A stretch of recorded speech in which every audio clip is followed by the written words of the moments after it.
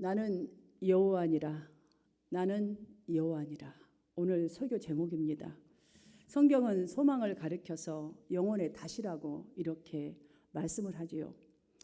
닷은 배를 안전하게 붙잡아주는 역할을 하기 때문에 만약에 그 각 배에 닷이 없다면 배는 바람과 물결에 떠밀려서 갈 수밖에 없게 되겠지요. 이와 같이 우리 스스로는 소망이 될 수가 없어요. 우리 자신은 아무리 경험이 있고 아무리 노력을 한다 할지라도 우리 스스로에게는 소망이 없습니다. 소망은 상대가 있어야 비로소 소망은 시작되기 때문에 우리 영혼에는 분명히 하나님의 소망이 분명하게 필요합니다. 구약 성경에 이 소망을 나타낸 단어가 바로 다크바입니다. 다크바. 노끈을 의미합니다. 노끈. 노끈은 두 개의 줄을 서로 꼬아서 하나로 엮어놓은 줄을 노끈이라고 말하지요.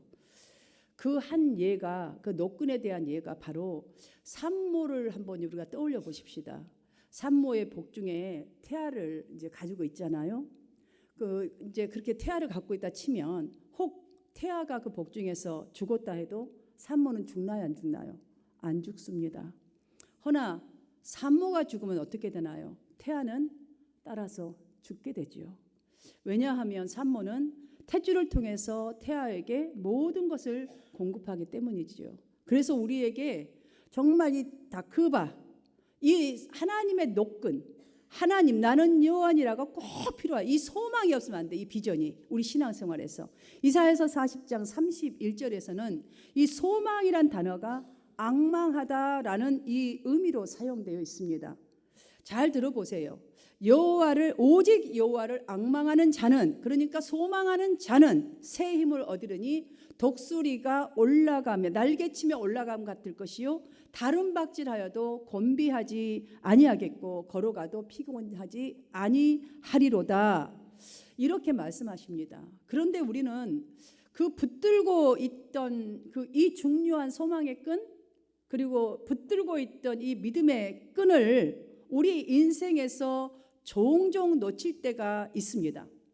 그 놓칠 때가 언제이냐면 주로 하나님의 말씀에 열심히 순종하고 예배를 잘 드리고 있는데도 나의 삶의 상황이 정말 변하지 않을 때에, 기도를 쭉 하고 있는데도 그 약속을 믿고 구하고 있는데도 정말 뭔가가 전혀 응답이 없을 때에, 어려움이 찾아왔는데 한 달이 지나 그래도 기다려봐, 몇 개월이 지나도 가시지 아니하고 엎친 데 덮친 격으로 문제 또 문제를 낳으며 정말 일이 잘못되어 가면은 그때 절망과 의심의 이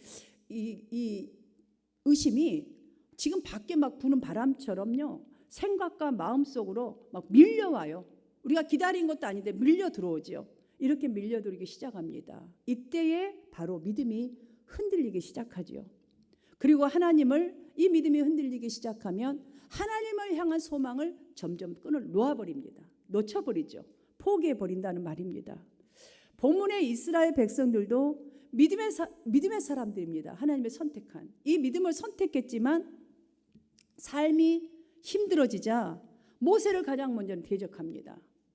리더인 모세 역시도 사명을 붙잡고 열심히 정말 저들을 인도하고 노력했지만 하나님의 일하심이 보이지 않자 하나님을 향하여 어떻게 말합니까? 어찌하여 나를 보내셨나이까? 주께서도 주의 백성들을 돌보지 아니하시나이다.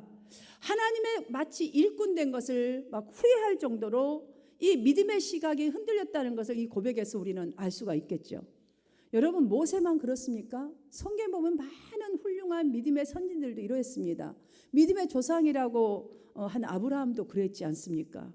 아들이 있을 거라는 약속을 처음에는 잘 붙들었습니다. 그러나 세월이 흘러도 정말 아기가 태어날 기미는커녕 사라의 경수가 끊어지고 자신의 기력은 이제 생각해 보세요. 나이가 100세가 다 돼가는데 이 기력이 다는 것을 완전히 느꼈을 때에 하나님을 향한 그 약속의 소망, 이 소망을 포기해버립니다. 바로 이러한 때가 중요한 때예요. 이러한 때. 하나님께서는 바로 이러한 때에 아브라함을 향한 소망 놓치지 아니하시고 찾아오셨다는 이 사실을 정말 우리가 이 시간 꼭 발견해야 돼요. 오늘 말씀 속에서도, 오늘 본문에서도 믿음이 흔들리는 모세에게 다가오셔서 하시는 말씀이 나는 여호와니라, 나는 여호와니라, 너의 하나님 여호와인 줄을 너희가 알라라고 하시면서 두 번이나 본문에 보면 강조하시는 약속이 강한 손을 더하여 돌보아 주시겠다라는 말씀을 하셨습니다. 이 말씀은 무슨 말씀이에요? 하나님의 백성들을 눈에 보이지 않지만 나는 너희들을 붙잡고 계신다는 뜻이에요. 그럼 나는 여호와니라, 이 말씀은 무슨 뜻일까요, 여러분들? 나는 여호와니라. 여호와라는 말은 스스로 있는 자, 여러분 다 아시잖아요. 다시 말한다면, 쉽게 말한다면 존재하는 모든 것의 주인 되시고 통치자 되시기에 어떤 존재와 사물에도 영향을 받지 않는 생명의 근원자시다. 나는 하나님이시니라. 이걸 분명하게 설명해 주는 거예요. 여러분, 우리는 믿음의 삶을 선택하고 하나님의 말씀을 따라서 살아가고 있어도 때로는 희망이 보이지 않을 때가 있어요. 그렇잖아요. 여러분, 그런 경험 없습니까? 참 많습니다. 뭐 건강을 잃을 때도 있고, 저도 2년 동안 지금 굉장한 순환과 고난이 건강을 통해서 이렇게 왔던 기억밖에 없습니다. 지금 2년이. 그러다 보니까 몸에 뭐 해도 에너지가 다 고갈된 그런 기분이 들어요. 진짜 희망이 없다. 의사 선생님도 정말 지금 상태는 희망이 없습니다. 여러분, 정말 이럴 때가 있어요. 그런데 나는 여호와니라. 저와 여러분의 인생과 역사의 결정자가 누구신지, 주권자가 누구신지를 생각하고 다시 자신감과 용기를 갖고 하나님의 세계로 진입하라고.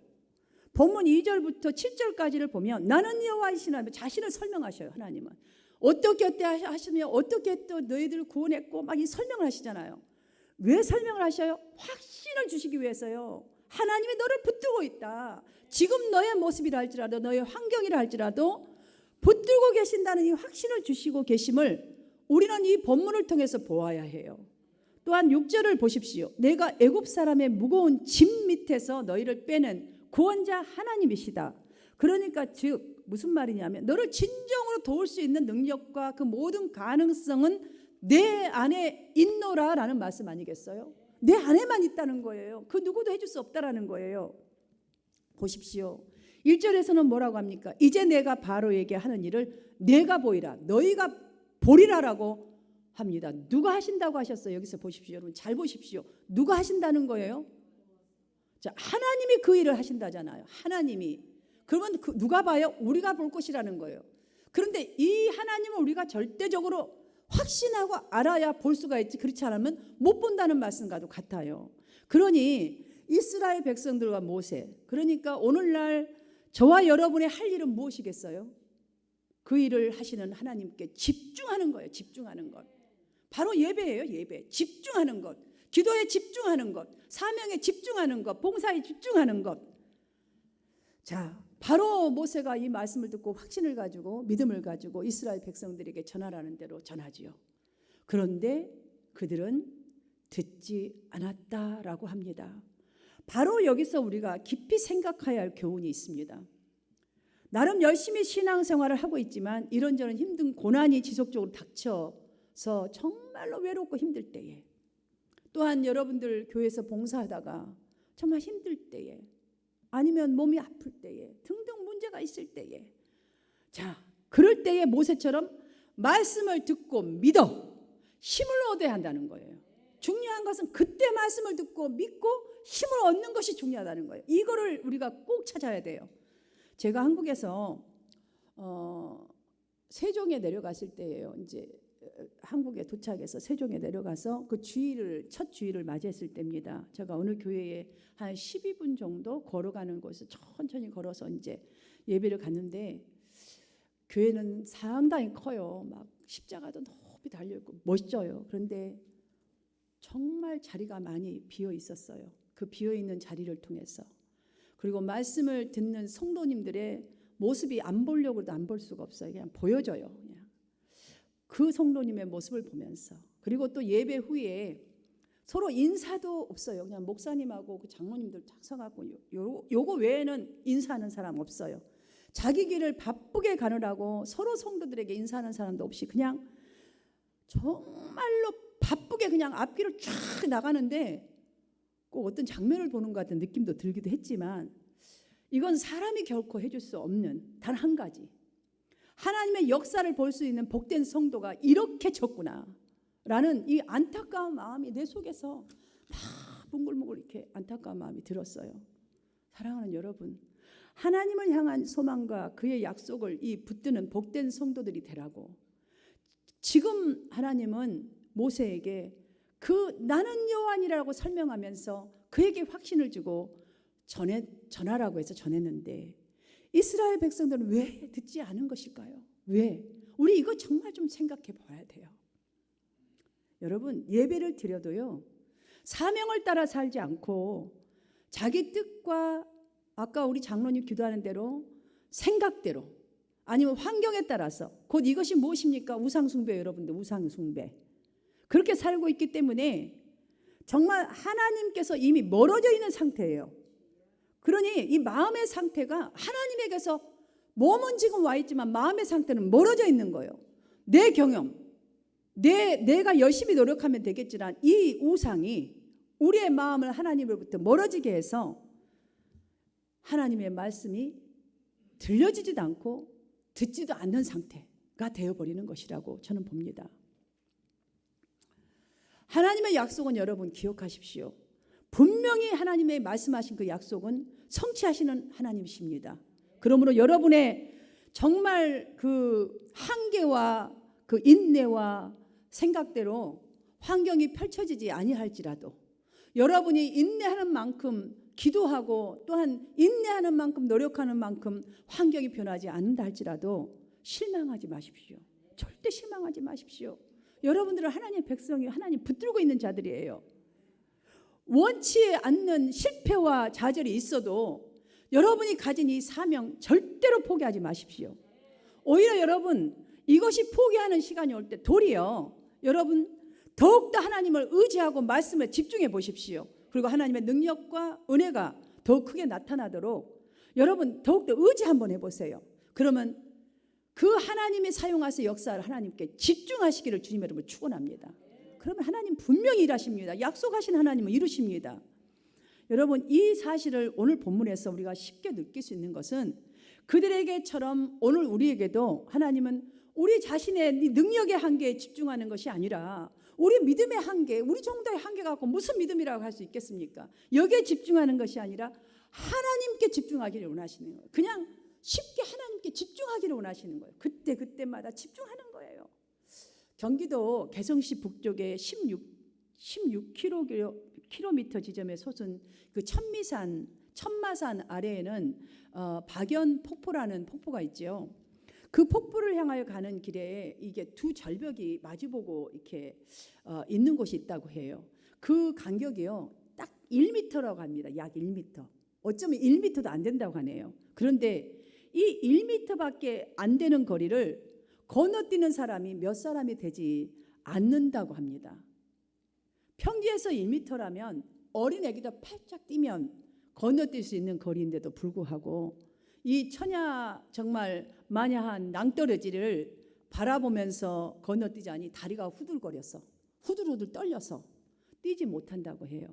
사람들이 장정인데도 불구하고 그냥 탁 뛰면 그만일 것도 다리가 후들거려서 못 뛰는데 왜? 밑에 있는 낭떠를 보니까 떨어져 죽을까 봐. 그래서 그 바위를 결단의 바위라고 이름을 붙였다고 합니다. 그 뜻은 무엇이냐면 밑을 바라보지 말고 평지라고 생각하면서 앞에 있는 목표만 바라보고 결단을 내려서 뛰어라라는 의미로 이 결단의 바위라고 붙였다고 해요. 여러분 본문 마지막 한번 30절 말씀을 읽어보겠습니다. 이 시점에서 시작. 저가 읽겠습니다. 모세가 여호와 앞에서 아뢰되 나는 입이 둔한 자유오니 바로가 어찌 나의 말을 들으리이까. 여러분 이때 모세의 모습이 어떻습니까? 나는 입이 둔하오니. 이 무슨 뜻인가요? 자신의 약점, 자신의 부족한 점에 집중하고 있는 모습이 아니겠어요? 지금 모세는 대단한 모세인데도요 지금 이 상태예요. 믿음이 흔들려서. 다시 말하자면 나에게 없는 것, 그것을 전부로 보고 있는 거예요. 지금 나에게 없는 것만 보는 거예요. 그냥 부족한 것만 보고 안 되는 것만 보는 거예요. 여러분 이처럼 자신의 약점, 없는 것, 부족한 것, 못하는 것 집중하거나 집착하게 되면 아무것도 할 수 없다는 것을 조금 전에 예화로 말씀을 드린 거예요. 지금 자신의 부족한 입에 집착하는 모세에게 하나님은 뭐라고 말씀하셨지를 다시 한번 보겠습니다. 1절과 2절 말씀을 함께 읽도록 하겠습니다. 시작. 여호와께서 모세에게 이르시되 이제 내가 바로에게 하는 일을 내가 보리라. 강한 손으로 말미암아 바로가 그들을 보내리라. 강한 손으로 말미암아 바로가 그들을 그의 땅에서 쫓아내리라. 아멘.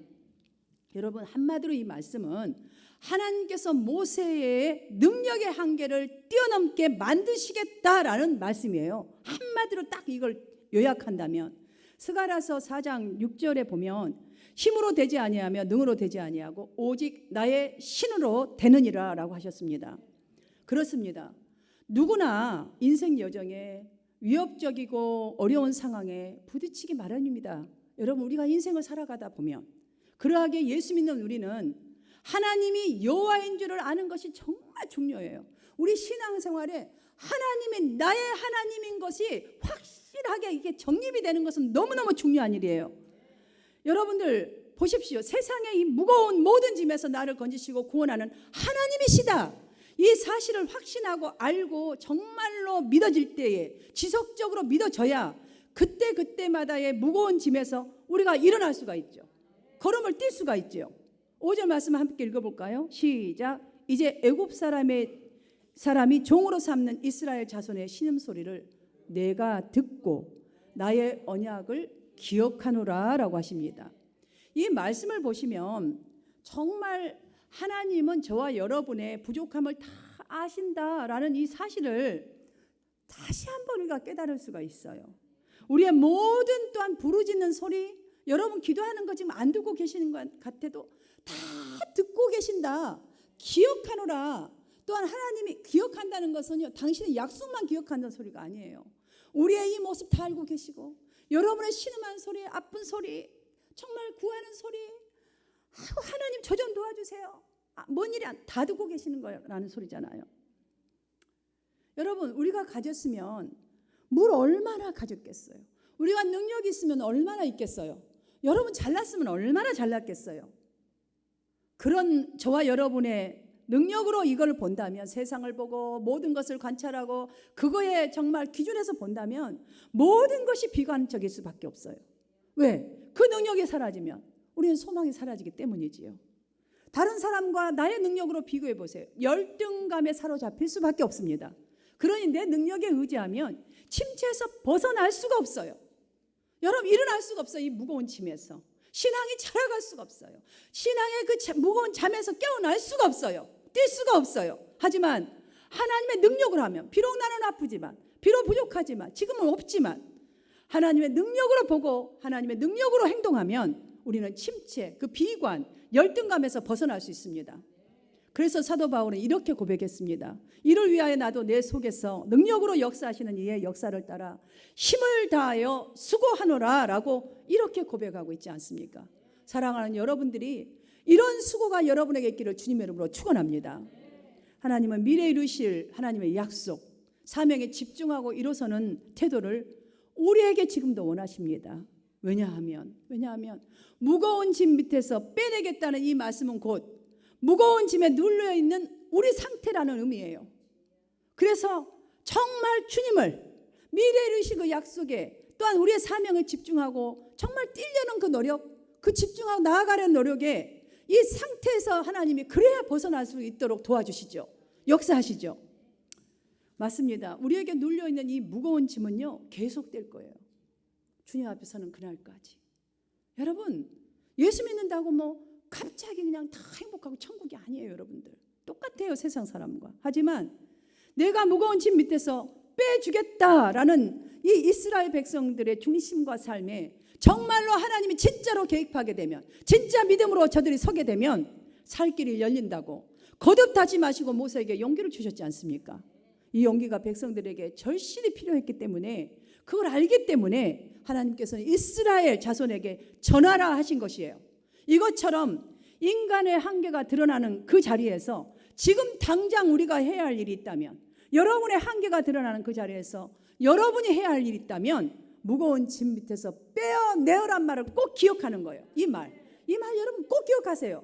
그 짐 밑에서 빼어내요. 누가 빼어내요? 하나님 빼어내신다잖아. 이 말을 기억해야 돼요. 이 말은 곧 내가 그 대가를 지불하고 사는 것을 말하거든요. 그러니까 하나님이 그 대가를 이미 지불하셨잖아요. 예수 그리스도께서 십자가 위에서 돌아가실 때에 다 이루었다 하셨던 그 말씀이 바로 대가를 다 지불했다라는 말씀이에요. 내가 무거운 짐에 빼어내었다. 자, 다 이루었다. 동일한 뜻이에요, 여러분들. 사랑하는 여러분, 그러한 뜻이듯이 우리도 나에게 쓴 잔이, 나에게 정말로 쓴 잔이 주어졌을 때, 십자가가 주어졌을 때에 인내로 믿음의 대가를 지불해야 하는 거예요. 인내. 하나님을 의지함으로 그 대가를 지불하는 거예요. 의지한다는 거. 그 지불도 아니지만 우리에겐 굉장한 지불이잖아요. 왜냐하면 참 신앙생활 잘하기 힘들잖아요. 예배 한번 오기도 왜 이렇게 다리가 무거운지, 왜 이렇게 생각은 무거워서, 머리가 무거워서, 정말 생각이 넓어져서 여기로 오기 하기 힘든 건지, 우리가 그래서 그걸 지불해야 하는 거예요. 그래야 염려가 있는 현실 속에서도 하나님의 약속은 결국 이루어짐을 알기에 모세처럼 여러분의 사명 이뤄낼 수 있습니다. 8절을 보면 주기로 맹세한 땅이라고 이렇게 말씀하십니다.